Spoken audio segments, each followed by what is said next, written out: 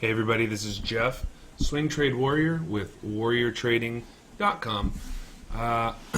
Back with our watch list build here, and we'll do some open trade analysis. Good news, today was a nice strong day in the market.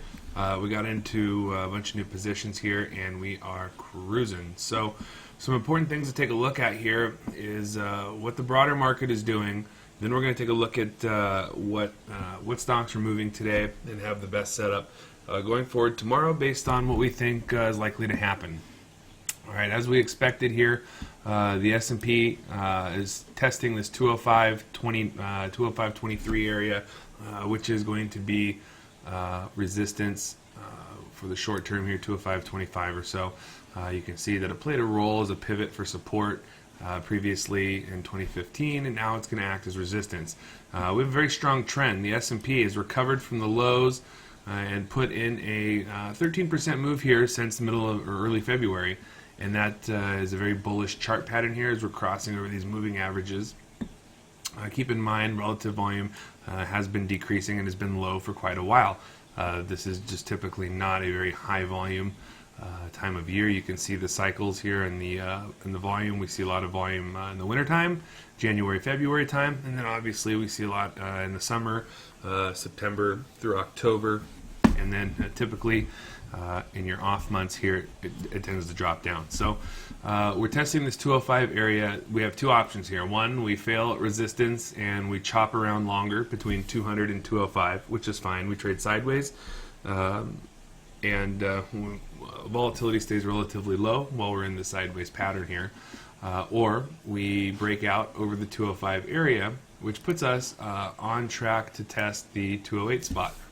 208 will be the next, the 208 to 209 area will be the next major resistance target, and we can expect to test that in a relative short amount of time. Once the 205 area falls, we need to get a close above this area to confirm bullish interest here. If, like I said, if not, we fail. We settle down somewhere between 200 and 205 for a while.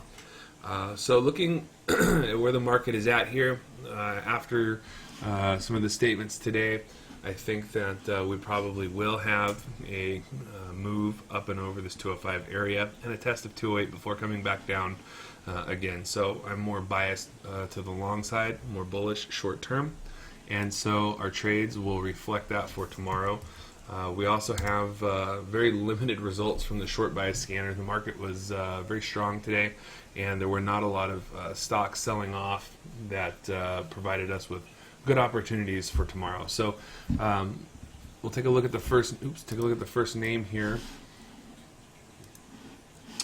for tomorrow, and that would be ARAY. ARAY is going to be on watch here. This one is definitely. Hang on.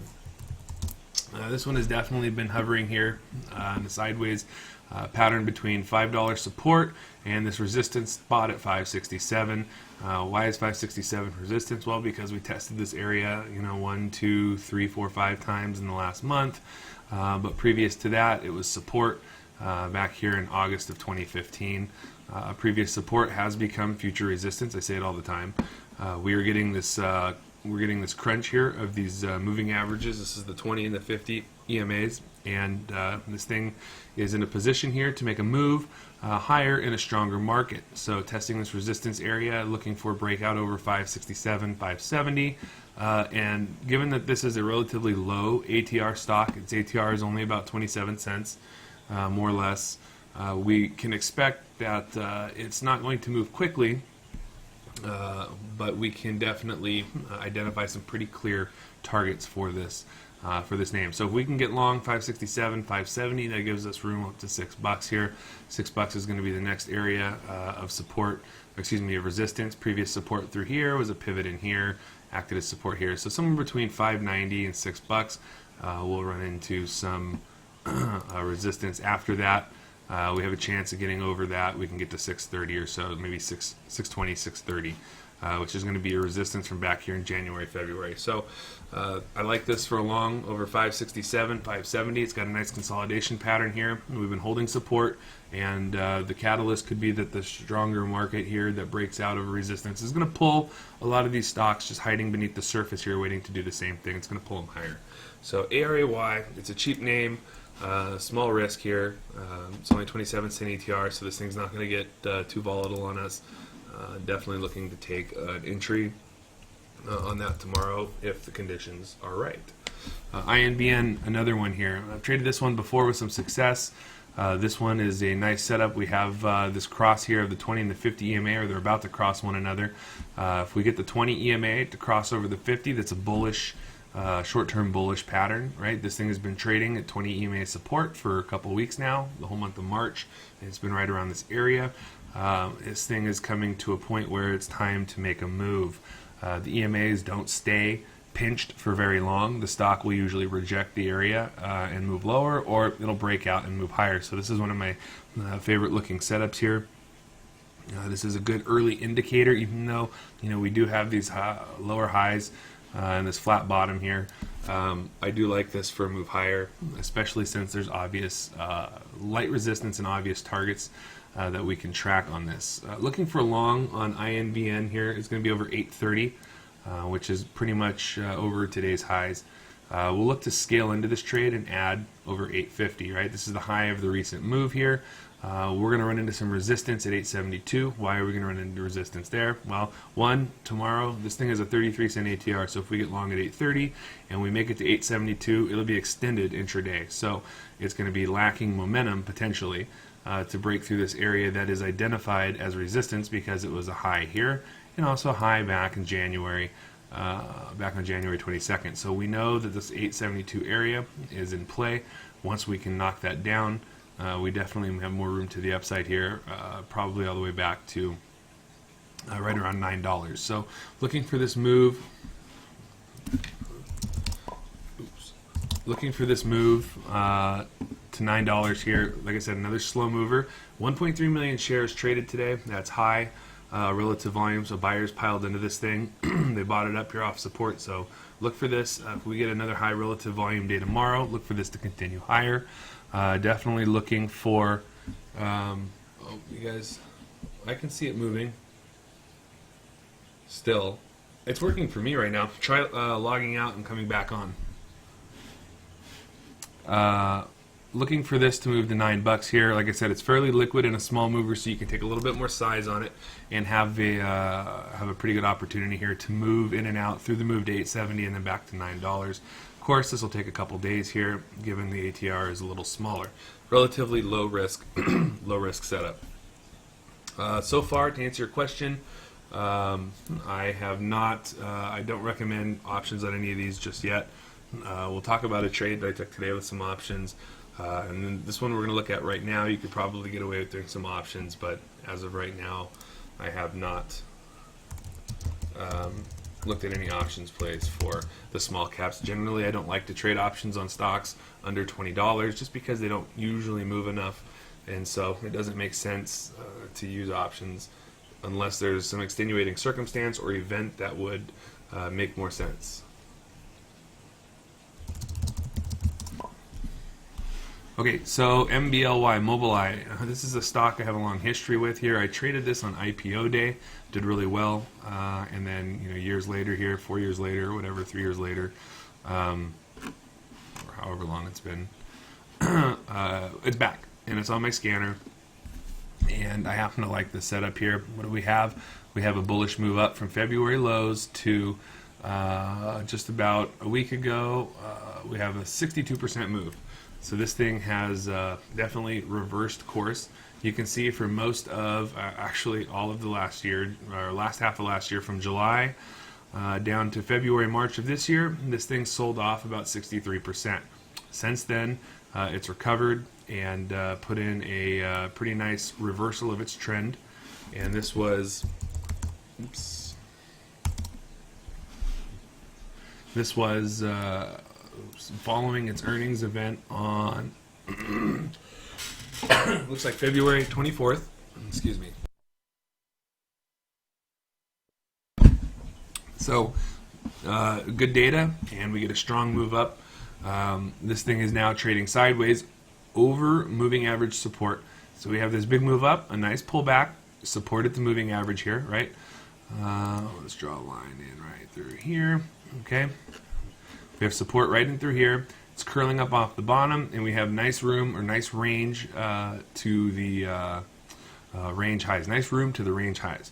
So this thing, we're looking for a long on this over 36.50 somewhere, 36.40, 36.50, and I just want to ride this up to 38.50 or so, 38.40, which is going to be the high here. Once we get here to the high of this recent range, I want to evaluate what price action looks like.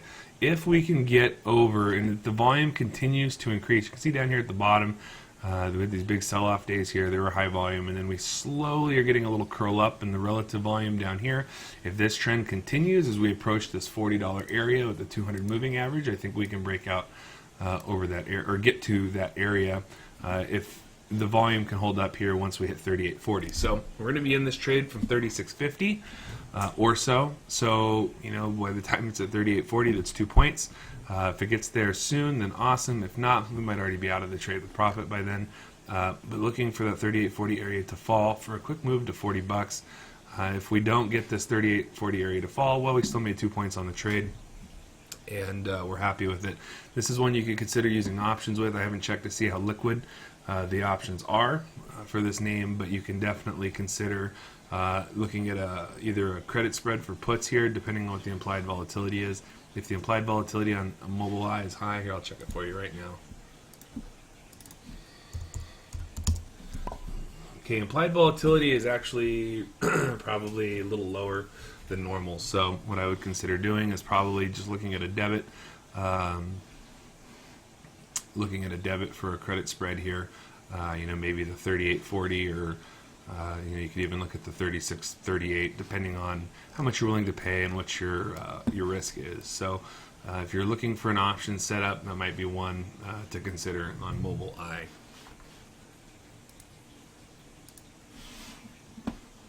Sweet. Good. Glad it worked. Okay. ZEN. ZEN is another one. Same kind of setup here, guys. You see the similarity in all these different setups. It's very kind of easy to spot here. They're all the moving averages here coming to a head, right? We got these bullish moves up following an event, right? We got the catalyst down here. Catalyst over the next quarter pushes the stock higher. Over the next few weeks, pushes the stock higher. It gets to a certain point where it runs into a wall. That wall is going to be resistance. Resistance is most often formed by areas of previous support. So all these little areas that are pivots here are going to act as resistance. This one doesn't line up exactly, but you get the idea. And then we're looking here at the 2060 spot for a long on this particular trade, because it's a high from here, it's a high here, and it's also a high from back here, or close to the high from back here. So we'll get long 2060. We'll add over this spot here at 2080 just to make sure we're scaling into it. We don't want it to fail at this high of the range. But we do have room here to 2130. 2130, I determined this area because it was also resistance back here. The last time it was resistance from back here. And let's see, probably, support back here. So once again, support right here. So previous support has become future resistance and will still become resistance. It's also right where the 200 is. So I think it's pretty undisputed. We should get to 2130 if we can get over 2060, and then 2080. We'll buy here, and we'll sell when we get up to here. So again, another relatively small ATR for the price of the stock, so we can go a little bit heavier if we're so inclined, and we'll look for, like I said, we'll look for that move back up here. I think this is a very good setup for a strong market. You know, if you look at this move right here, if you look at all these stocks that have this move following the event, it actually similarly mirrors the S&P, right? The S&P, that same time frame, big leg up, rejection off the bottom. ZEN, kind of the same thing, right? Big leg up here and a rejection off the bottom. MBLY, kind of this big leg up, rejection off the bottom. INVN, right? Not as big of a leg, but you get the idea. The point is that the stocks will tend to follow the broader market unless there's a catalyst. When you have both, it makes for really good condition for continuation. So we look for the big move up, we look for the consolidation so that new buyers come in. we have new levels formed, and then we can get long for the next leg up. We've missed this move off the bottom, so now we're looking for a move back up here over these obvious levels on all these trades. Very similar setups today. SRCL, got short on this one today. Okay, this one has hit my scanner for the past few days. This ridiculous mover has been climbing higher and higher and higher and higher.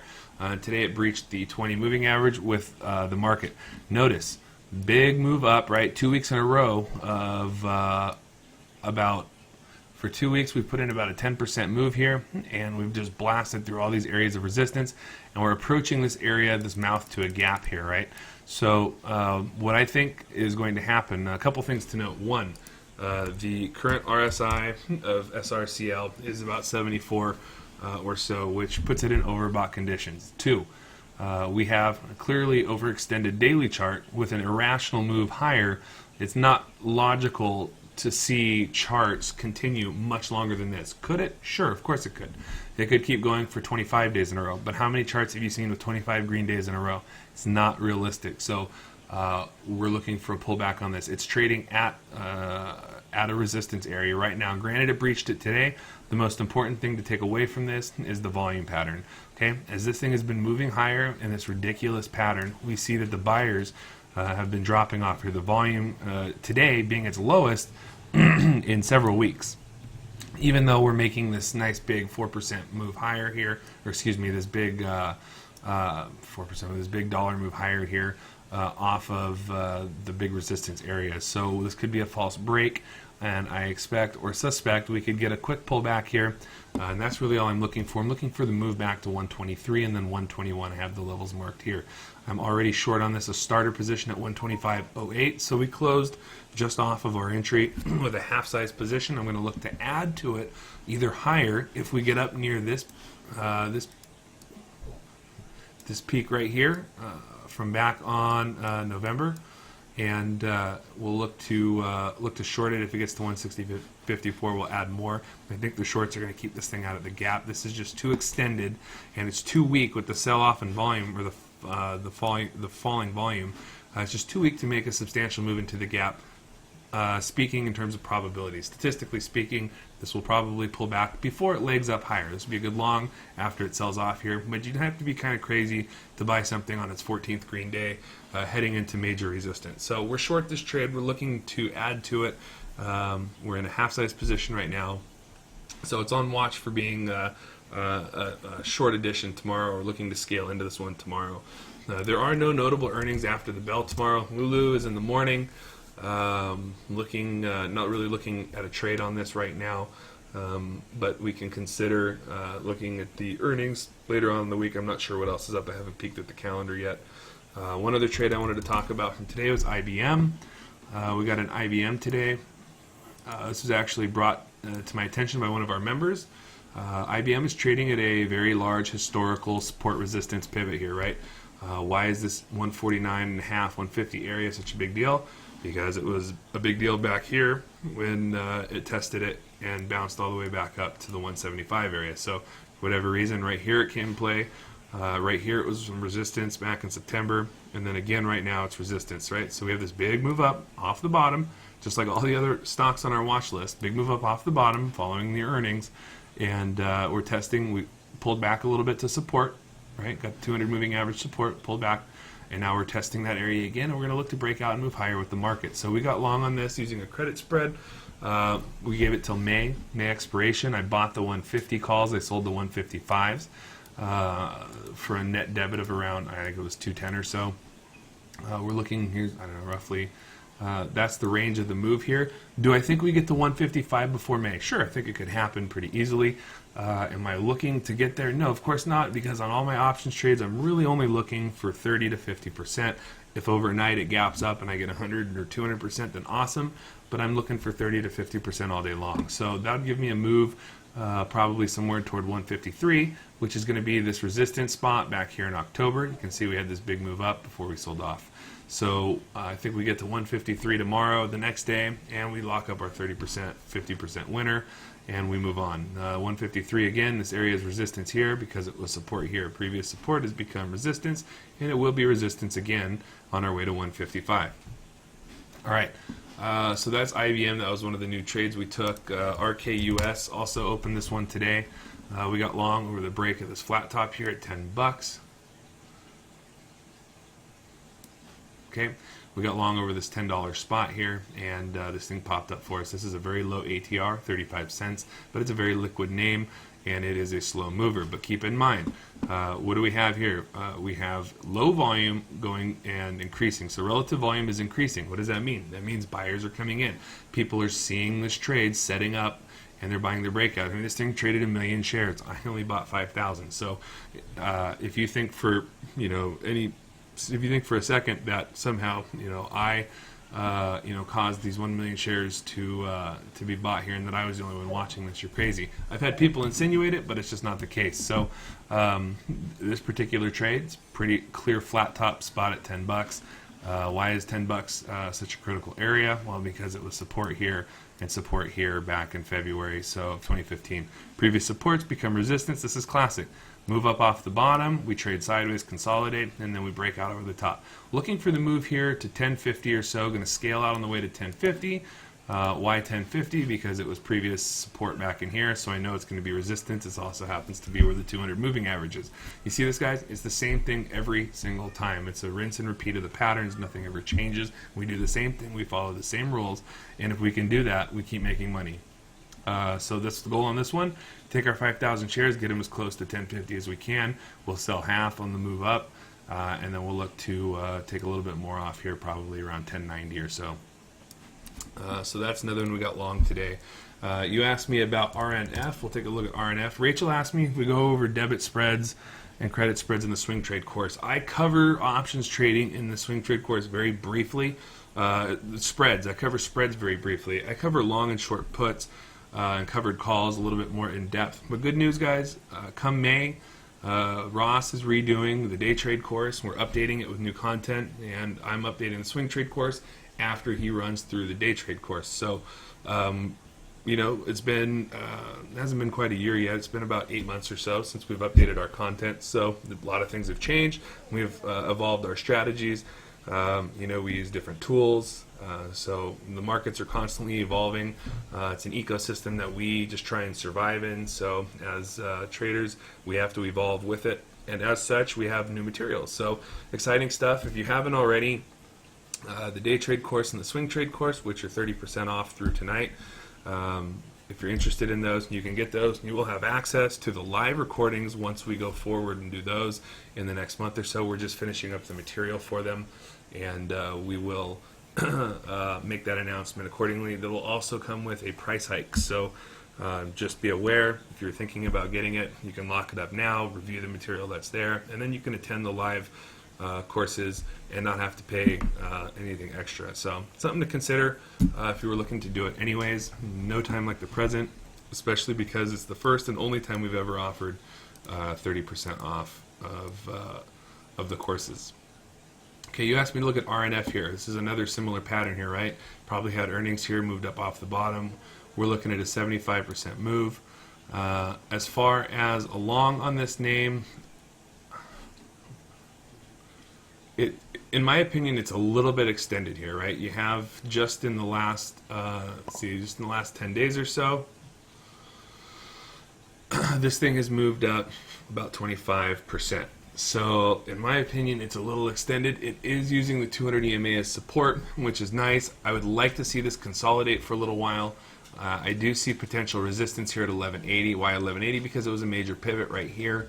And it was sort of a pivot back here in October of 2014. So I think this thing might pop up, hit 1180, which is fine if you only are looking for a day trade opportunity on it. But I would like to see this consolidate under this 1180 area or closer to the $11 area, and then determine an entry and get long on this.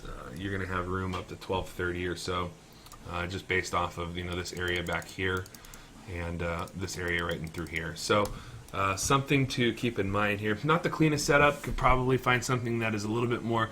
Look at the stocks that that I found here. These are ones that also had big moves up, but they've traded sideways and they've put in a clear entry trigger. Same with ARAY.